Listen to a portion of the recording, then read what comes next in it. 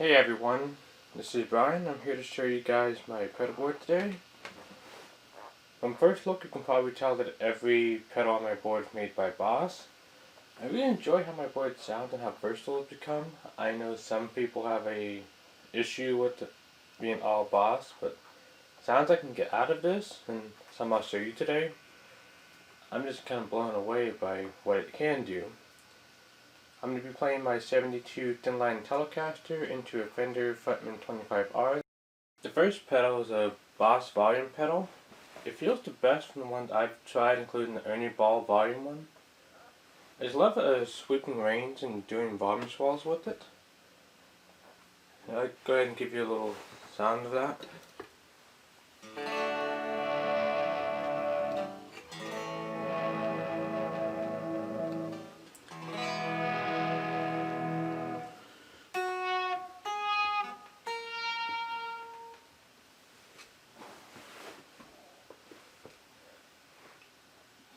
My signal continues into the T3 chromatic tuner.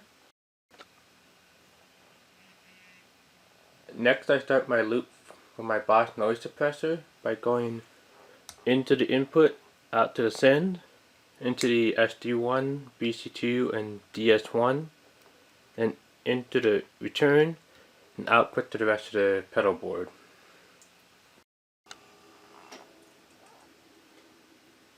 Let's talk about the dirt effects I have on my board.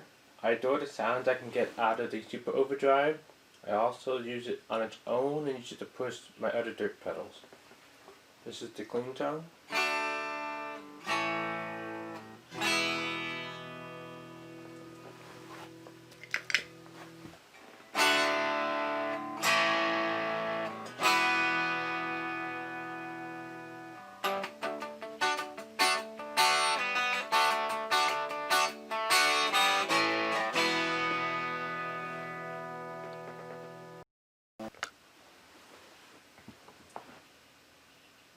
Next up is the combo drive that emulates a Vox AC30 sound, my second favorite dirt pedal.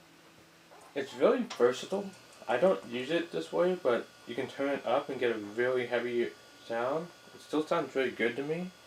This is how I use mine.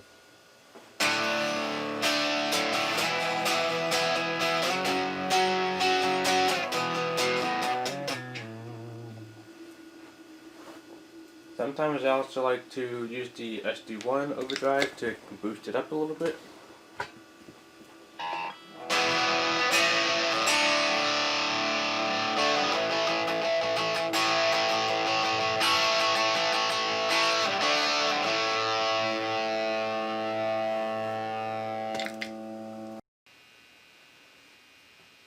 The next and last dirt pedal in this dirt chain is one that sees a lot of criticism.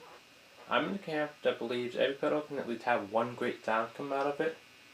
I like this heavier tone I get out of this distortion pedal, the Boss DS1.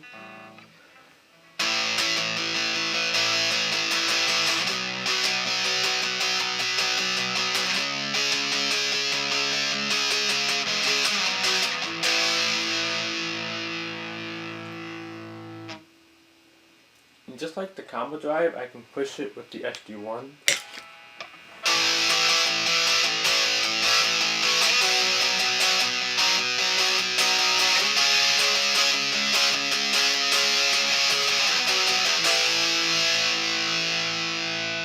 Or even use the combo drive to push it as well.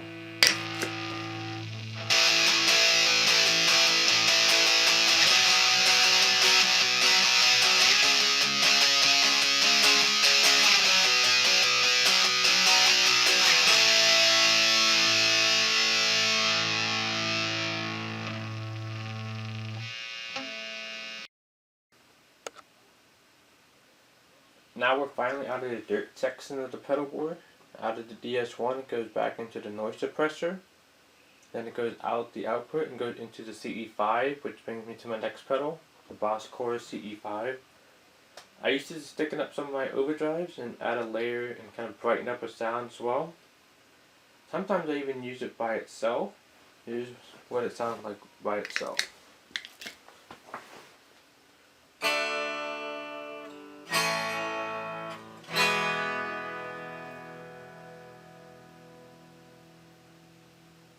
It just sounds just a little pinch on top of the chorus.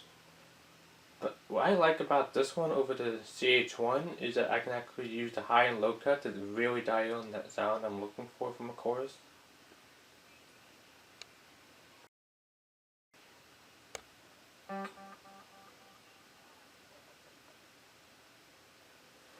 The final pedal on my board, and my favorite by far, the Boss Giga Delay. I used to have a DD7 and DD3 on this pedal board, but it's hard to dial in the sounds with using two at the same time. Once I got the DD20 on this board, I never looked back. You can see that from the earlier video that I have a tap tempo off the bottom of my board. It's easier to tap it in on the bottom than try to reach over the first row of pedals. You might recognize this setting from the cover we did of Paramore, When It Rains.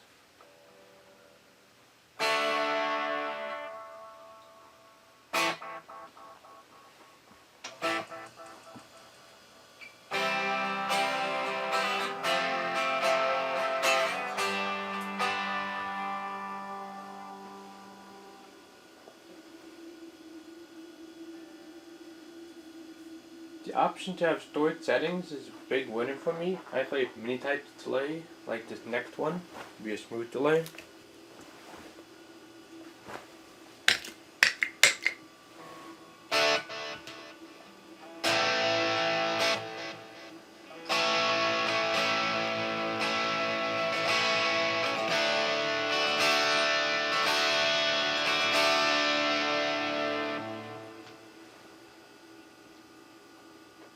One of my favorite delay types I have on here is one that's very similar to what the Edge uses. If you're familiar with the Edge, you know YouTube sound is built a lot on delay. So this is kind of my rendition of it.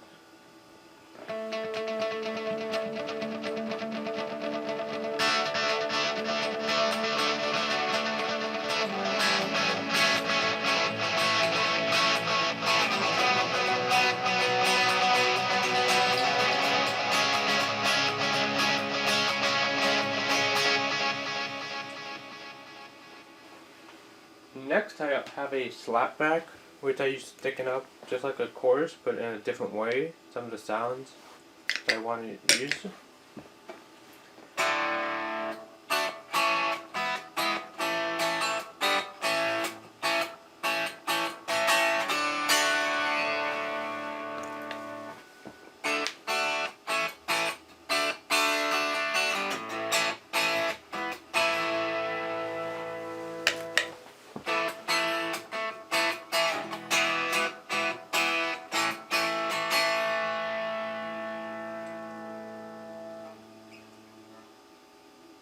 And the last one I have is kind of the funnest and most unusual delay sounds I've found on the DD20. It's fun to play with. It's called a twist delay.